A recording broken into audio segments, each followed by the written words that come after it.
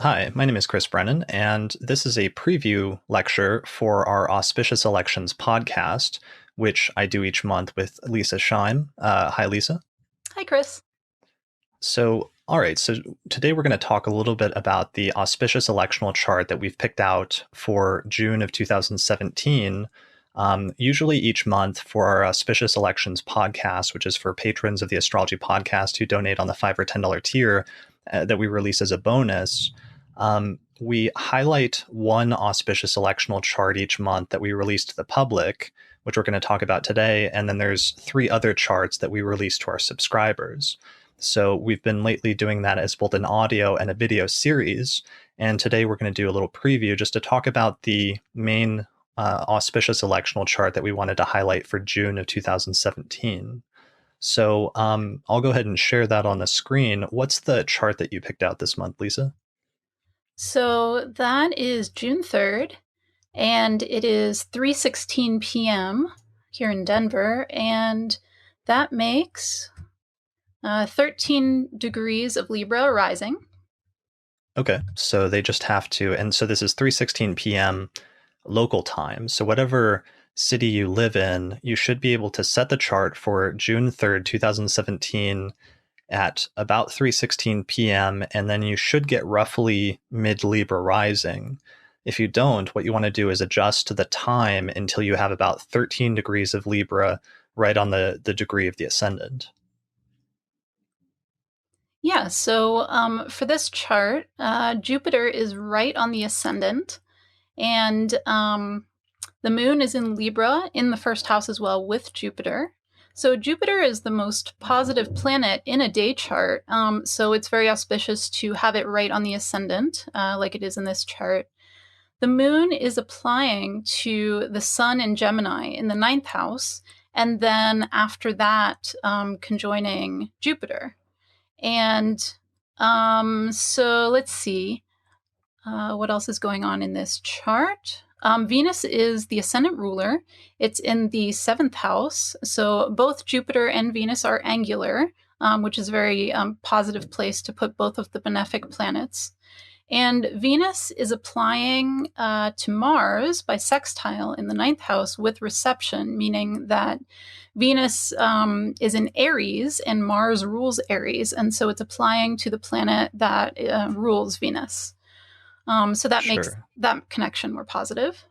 So even though Venus is in Aries, which is a sign that it otherwise doesn't have a lot of zodiacal strength in, which is referred to as the sign of its detriment or the sign of its adversity or exile, depending on what tradition you're coming from, the fact that Venus is applying to a sextile with Mars, its domicile lord, while being in Mars's sign, is a condition of reception, which gives Venus some zodiacal strength and mitigates the otherwise difficult zodiacal placement to some extent.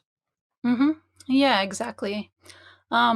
This is also the last day that you can use a Libra rising chart and put Jupiter in the first house without Mars getting problematically involved. So Mars is at the very end of Gemini here, and just after this, it goes into Cancer, where it would be very prominently placed in the 10th house. And you don't want to put Mars in a day chart in an angular house, especially the first house or the 10th house because any planet placed there is very prominently placed.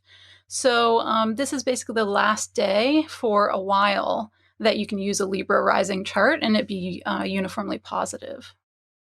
Okay. Yeah. So this is right before Mars moves into Cancer, at which point it's going to start applying to it, starts a sign based square with Jupiter, and it starts building up to that very close degree based square with Jupiter that eventually goes exact sometime later in June, which becomes problematic in terms of some of the other elections later in the month. But at least at this point, this is the last date where you can get it before Mars begins that square. And it happens to have this really nice auspicious conjunction of the moon and Jupiter in Libra at the same time. Mm-hmm. Yeah, and the other thing that the moon does is it kind of brings together that Sun Jupiter trine because it's configured to both and applying.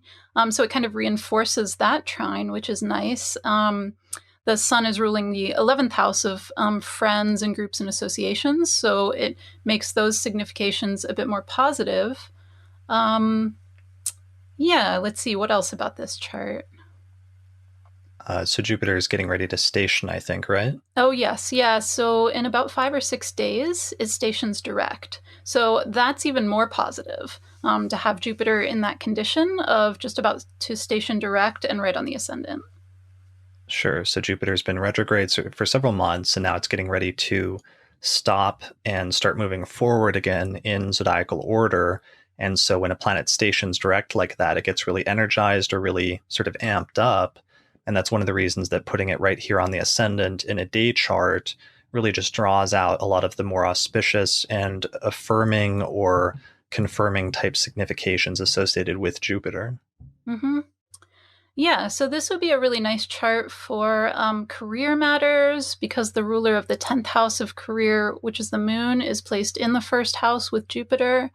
Um, it could be also a nice chart for kind of putting your best foot forward, kind of putting yourself out there with the prominence in the first house, as well as just Venus type elections in general, with Venus ruling the ascendant and then in the seventh house of kind of one on one encounters or partnership or sometimes the public. So it's a good election for kind of like bringing people together. Sure. And even though Venus is conjunct Uranus, which is otherwise kind of a destabilizing and problematic indication, it's at least separating from Uranus. So that's something that's moving into the past. Since in electional astrology, one of the basic premises is that applying aspects indicate the future, while separating aspects indicate the past. Yeah, and that was one of the very few kind of downsides I considered about this chart, the Venus Uranus conjunction. But yes, as you said, it is separating, so that does make it better. It's also trine by sign to Saturn, so that's a little bit of a potential stabilizing kind of counteracting factor. Sure. And it's applying to Mars, which is the ruler of the seventh house, which is somewhat positive in terms of first house, seventh house relationships, which can indicate things like partnership or other romantic or business relationships. The fact that there is a relatively positive sextile with reception between the ruler of the first and the ruler of the seventh is somewhat positive. Hmm. I think it doesn't complete until the two planets change signs, but that's not necessarily a deal breaker per se. Let's see. The only other planet is Mercury, which is kind of in no man's land since it's in Taurus, doesn't have any particular strength there, and it's not really applying to anything. It's actually pretty much in aversion to or not aspecting just about everything. So this is not a very Mercury focused chart, despite the Sun and Mars being in Gemini. Mercury is otherwise not very strong or not very prominent in the chart. So you really wouldn't use this chart for something related to Mercury, like communication or travel or things like that. Right. Yeah, I agree. And that's kind of compounded by the fact that Saturn is also in the third house. So, yeah, communications in general would not be a strong suit for this election. You'd want to use it more for Venus type of elections. Got it. Okay. All right. And 10th house elections with the ruler of the 10th applying to Jupiter, Hmm.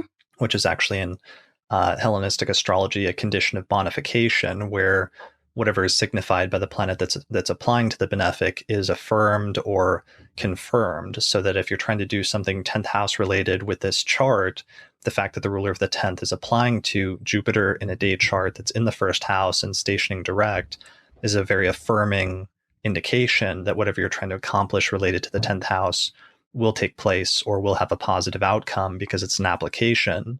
And because it's Jupiter, it's able to say yes to whatever you want to signify or whatever you want to accomplish using that chart. So it's a very auspicious chart for 10th house matters. Yeah, definitely. This would be a great chart for things like sending in a job application or scheduling a job interview for this time or things of that nature. Excellent. All right. Well, I think that's it then for this sort of preview for our focus on just the main auspicious or one of the auspicious electional charts for June. We just got done recording a 45-minute episode that covered this chart plus three or four others. So that's available for people that want to sign up and become a patron of the Astrology Podcast. You can find more information about that at I believe it's the astrologypodcast.com/subscribe, or you can find us by going to Patreon, patreon.com, doing a search for the Astrology Podcast and finding our page and subscribing to the $5 or $10 tier there. So let's see, I'm trying to think if there's anything else we meant to cover before we wrap this up. You do electional astrology consultations, right?